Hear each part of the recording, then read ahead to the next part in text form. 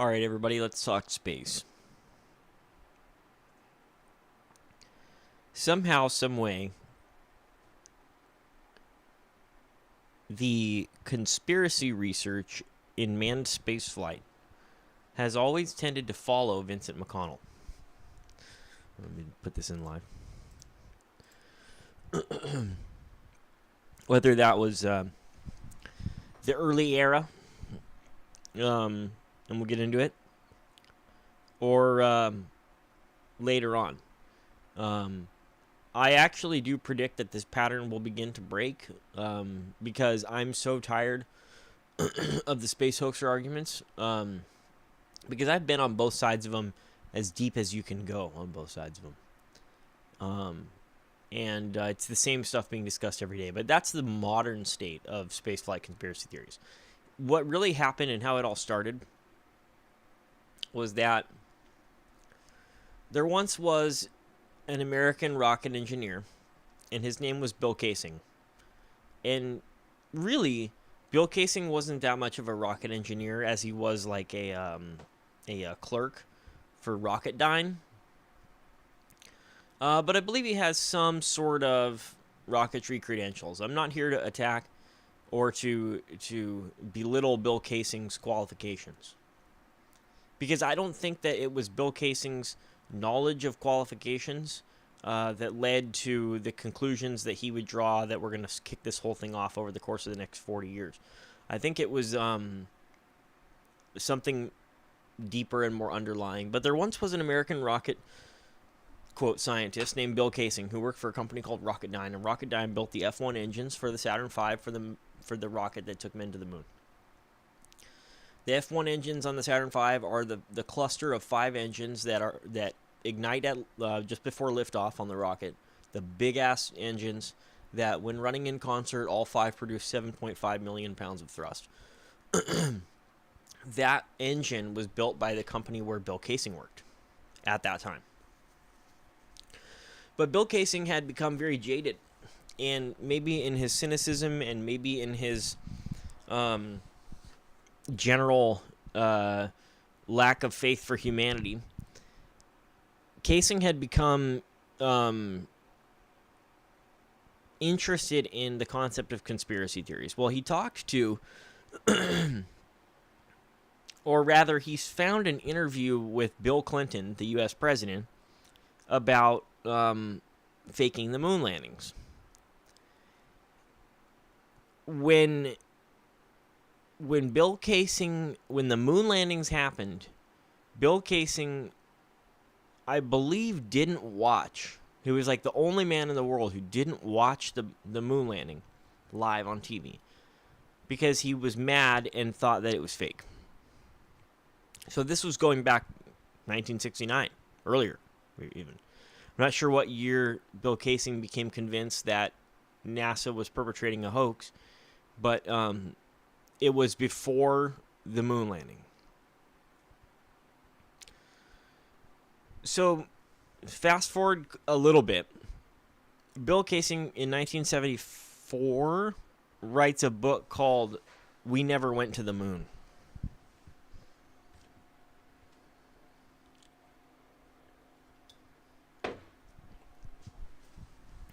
Bill Kaysing's book, "We Never Went to the Moon," became the foundation and the backbone of all moon landing conspiracy theories from that day Neil Armstrong landed the Eagle to the modern era. Well, shortly after the release of "We Never Went to the Moon," another jaded weirdo named Ralph Renee came onto the scene. And Ralph Renee would soon author a book called "NASA Mooned America." And Renee was Renee was the first of the true hardcore moon hoaxers. Like, Bill Kaysing definitely did not believe that we went to the moon. But he was more calm about it. Ralph Renee, Kaysing lived in the desert in a trailer with a bunch of cats. He was just like kind of a weird old guy. Ralph Renee was a bitter, angry, rude, alcoholic, just mean guy who also lived in the desert, as far as I know, but was conducting experiments to show that we never went to the moon, or to support the claim that we never went to the moon.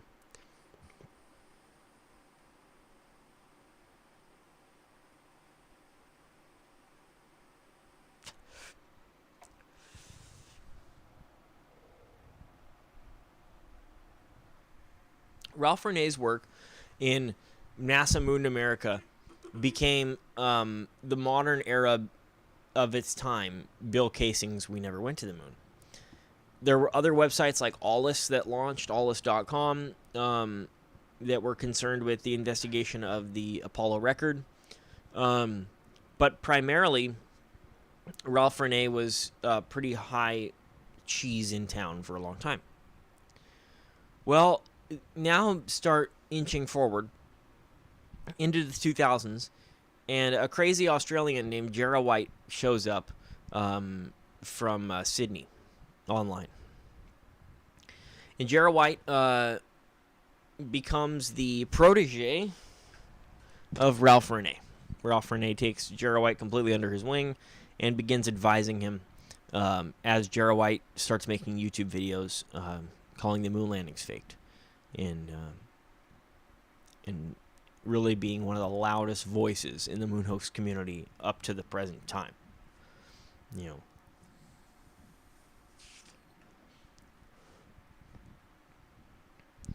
So Jarrah and Ralph Renee are hanging out, best buddies, blah, blah, blah, blah.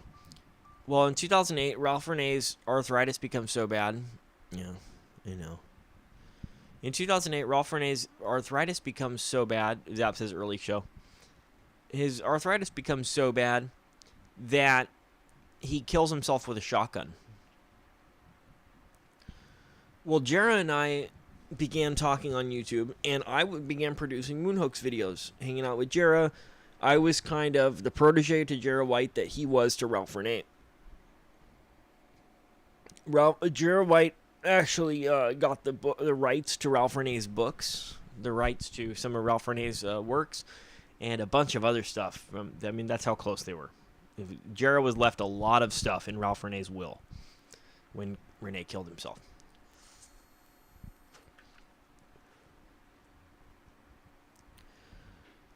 But something happened shortly after Jarrah's videos. A new movement, the Flat Earth movement, came along and began dominating all discussion of space hoaxes.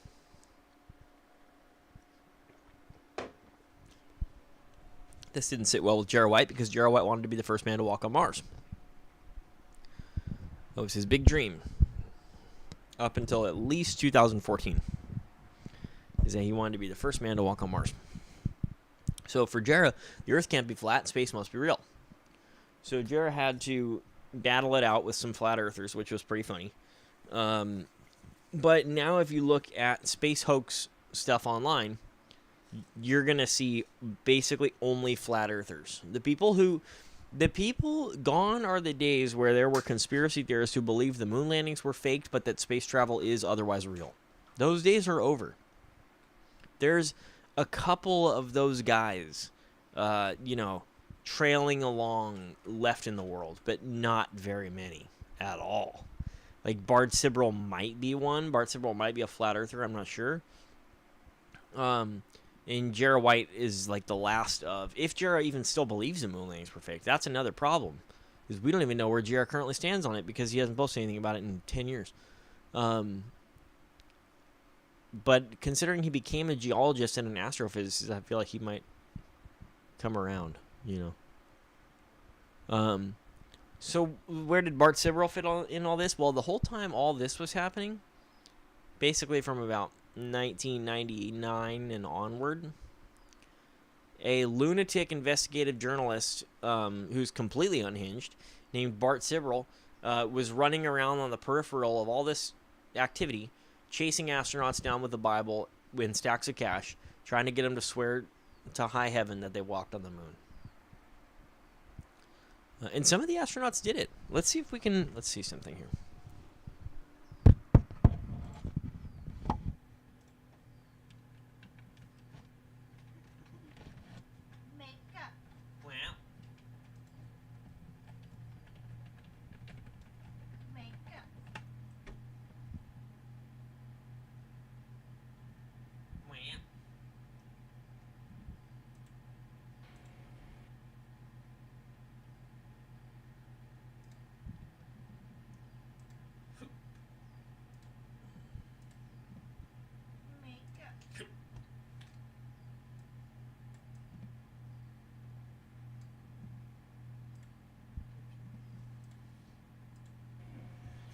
Um, the next question is actually more about your painting, and you have the.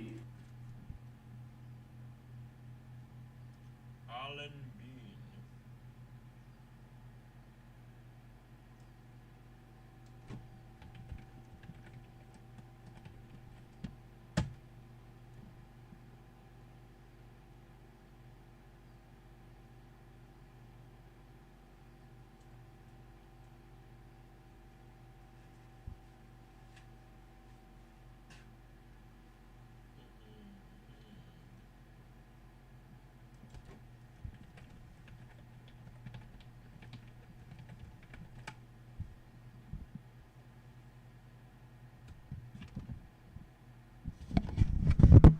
You actually can't find Alan Bean's interview with Bart Sibrel on YouTube anymore. Somebody get the dead internet, people, because by golly.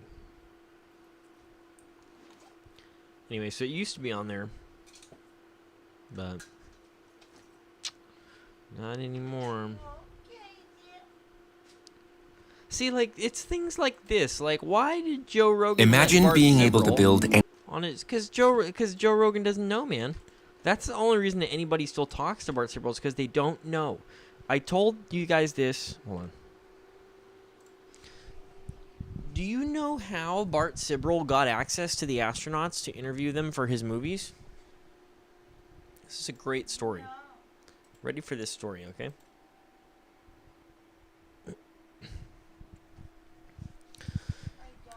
So, Bart Sibrel would go to the astronauts, say Neil Armstrong, Alan Bean, Gene Cernan, Buzz Aldrin, something like that. And he would say, "Hi, I'm from Fox. I'm doing a film. We're making a film. We recently uncovered never-before-seen footage from the Apollo moon landings. And the guys at the TV station are asking me to sit down with you, talk about this new groundbreaking piece of footage, watch it together, and then have a discussion about it." And the astronauts said, "Okay, well, sure, let's do that." And they would sit down, and then Bart Sibrel would walk them through a whole interview, maybe 15 minutes, more, maybe more, asking them basic questions about the moon landings, asking them about this new piece of footage. Have you seen it? Have you heard anything about it? Blah, blah, blah, blah. And then all of a sudden, he would start creeping in with his weird fucking questions about how this piece of footage proves that they were faking the moon landings from Earth orbit and blah, blah, blah. Yeah, I know. He's fucking crazy, dude. It's very clever. And the astronauts were very open and trusting guys because they'd given thousands of media interviews, save for Neil Armstrong. Neil Armstrong wouldn't talk to anybody almost. And the only time that Bart Sibrel was, and we're gonna discuss that too. But Bart Sibrel would interview these people, and then he would start fucking asking them weird questions, and then once they started to realize what was going on, Bart would go, "Okay, well, here's the opportunity that I have for you today. Sometimes he'd offer him money, sometimes he wouldn't, but sometimes he'd say, you can take this money and give it to charity." That's what he did with Neil Armstrong. Neil Armstrong turned him down. He said, "I have here a Bible. I want you to put your left hand on the Bible and swear to God that you walked on the moon." And some of the astronauts did it, and some of the astronauts didn't do it. The ones who didn't do it, of course, were cherry-picked for the excellent footage that they were. But when that technique didn't work, because now you have to realize you can only get away with this so many times before the astronauts are going to start talking to each other. This is what started to happen to Bart, was that then he would go to the astronauts and say, "Hey, I'm from the TV stations. I have a new piece of footage on the moon landings. You want to sit down?" And the astronaut would be like, "I've heard about you. Get the fuck out of here." And that's what happened to him. However, Bart had a fallback plan, and Bart's fallback plan was to basically chase the astronauts around, follow them and stalk them, and then ambush them at places like public diners and at speaking engagements for kids and stuff like that. Like Neil Armstrong was doing a speaking engagement at like a school, and Bart just comes flying at him with a camera crew and, "Swear on the Bible you walked on the moon. Swear on the Bible you walked on the moon." I mean, the guy's completely batshit, and so if Joe Rogan is talking to him, that tells me that Joe Rogan hasn't done his homework. Those of us that have done their homework, aka talk to Bart Sibrel, know you don't want to interact with him. He's weird and crazy. So look how crazy he looks. Let's see the picture of him right here. anything just by thinking about it. Meet Base 44. Like, look at this. This is from a year ago, the Joe Rogan Experience. Sibrel is a filmmaker, writer, and investigative journalist. He's the director of the films A Funny Thing Happened on the Way to the Moon and Astronauts Gone Wild, an investigation into the authenticity of the moon landings. Guys, those movies are really old movies now. You know, it's time for a new movie, Sibrel. And it says, author of the book Moon Man, the true story of a filmmaker on the CIA hit list. So this guy's completely insane. You know, I mean, is that real? Do you really think you're on the... Bart, if you're on the CIA's hit list, you'd be dead. You're not, like, so hard to capture. But look at him. Action. Ugh. Is he still going on about radiation, too?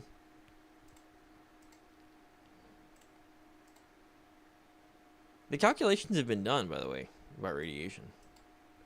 Yes, the Apollo astronauts were exposed to radiation on the way to the moon and back. The Apollo astronauts were exposed to radiation on the way to the moon, on the way back, and on their time on the moon. The radiation was not enough to kill them. The Van Allen belts that Bart Sibrel is so obsessed with circle the Earth at a mostly equatorial ecliptic plane, or a plane orbit. So the Apollo missions merely performed their translunar injection with the trajectory at a sharp enough angle to skirt the outer edges of the belts. They didn't go straight through the heat of the belts, okay? The calculations have been done. If you're still talking about radiation, Bart, that horse has sailed. Program which has never been wrong. It can tell you in 1 second of video whether a video of Biden or Trump is real or a deep fake. It's never been wrong. First, they fed it pictures from the moon's surface from the unmanned Chinese probes from a few years ago. It said they're real. And then they fed it, in comparison, pictures from the Apollo missions. And it said absolutely fake for multiple reasons. Fake background, fake foreground. They even pointed out that one picture was not even a real astronaut. It was a miniature of the astronaut. Because the AI detected that the footprints were not the way a human normally walked. They were stamped in there with a miniature. And that the entire set wasn't even real. It was a miniature of the set so they could show a vast Where background. is this AI conclusion? Where can someone see that? Go to Sibrel.com. I wrote an article about it, and there's a video of it of Putin himself being shown the results that the latest AI says the moon landings are fake. And then when I tried to track down the original article... So that's his point, I guess, is that AI told him it was fake.